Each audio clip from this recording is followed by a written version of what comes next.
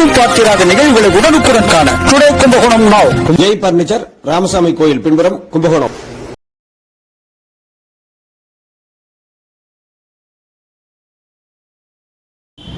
கும்பகோணத்தில் உள்ள நீர்நிலைகளில் ஆக்கிரமிப்புகள் எடுக்கப்பட்டதா ஆய்வுக்குழு கும்பகோணம் வந்தது.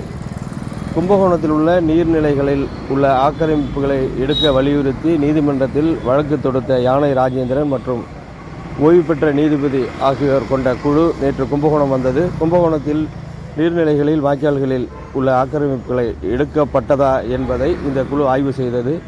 மேலும் ஆய்வு செய்யாதவற்றை குறிப்பெடுத்து கொண்ட இந்த குழு நீதிமன்றத்தில் சமர்ப்பிக்கும் என யானை ராஜேந்திரன் செய்தியாளர்களிடம் தெரிவித்தார். அந்த காட்சிகள் உங்களுக்காக.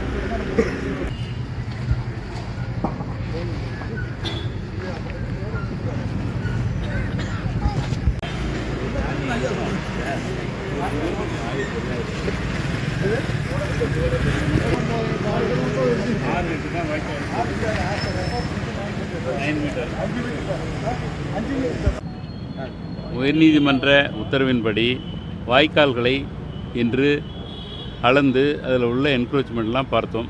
முதலில் உள்ளூர் வாய்க்காலை காவிரி கரையிலேருந்து பார்த்தோம். நிறைய இல்லீகலாக பிரிட்ஜு கட்டியிருக்கிறாங்க. மேலும் வாய்க்கால் சின்னதாக இருக்குது. அப்புறம் அதே கிட்டத்தட்ட ஒரு 10-15 பிரிட்ஜ் இருக்குது. எல்லாத்தையும் இது எடுக்கணும்னு சொல்லிட்டு அதிகாரிகளுக்கு அவங்க பிடபிள்யூவில் அதுக்கு முயற்சி பண்ணுவாங்க. இப்போதைக்கு இந்த பேங்க்கு இந்த கும்பகோணம் பரஸ்பர நிதி பேங்க் அதுக்கிட்ட வந்தப்போ அங்கே வந்து ஸ்லாப் போட்டு மூடி இருக்கிறாங்க. ஒரு சில இடங்களில் இடிச்சிருக்கிறாங்க கார்பரேஷனில். அது வந்து மொத்த வாய்க்காலினுடைய அகலம் 11 மீட்ரு. இந்த ஒரு தென்னண்ட பக்கம் வடவண்ட பக்கமும் 10 மீட்ரு தென்னண்ட பக்கமும் அதில் வந்து கிட்டத்தட்ட 4.6 மீட்ரு வாய்க்கால் மேலே இந்த சிமெண்ட் காங்கிரீட் போட்டிருக்காங்க. அதையெல்லாம் குறிச்சிக்கிட்டோம். இந்த ரிப்போர்ட்டை வந்து உயர்நீதிமன்றத்தில் தாக்கல் செய்கிறோம். அதன் பிறகு உயர்நீதிமன்றம் என்ன உத்தரவு போடுதோ அது பிரகாரம் செயல்படும். இல்லை, ஏற்கனவே வந்து இடிக்கணும்னு சொல்லி நீங்கள் வந்து நீதிமன்றத்தில் வந்து வழக்கு தொடர்ந்த நிலையில் அதை வந்து முழுமைப்படுத்தாமல் விட்டாங்களே, அது தொடர்பாக என்ன தருணம்? இல்லை, இடிக்க சொல்லி உத்தரவு போட்டு 19வது வருஷத்துலேயே போட்டாங்க 2019. அவங்க வரும் இடிக்கல. அதனால தான் கோர்ட் அவமதிப்பு வழக்கு போட்டுச்சு.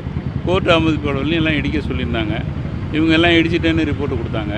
கடைசியில் இல்லை, நீ போய் என்னையும் ரிட்டையர்டு மாவட்ட நீதிபதி திரு செந்தில்குமாரையும் அனுப்பி என்ன என்க்ரோச்மெண்ட் இருக்கா இல்லையா, என்ன என்க்ரோச்மெண்ட் ரிப்போர்ட்டு கேட்டாங்க. வந்து இப்போது உள்ளூர் வாய்க்காலில் கொஞ்சம் தூரம் தான் பார்த்துருக்கோம்.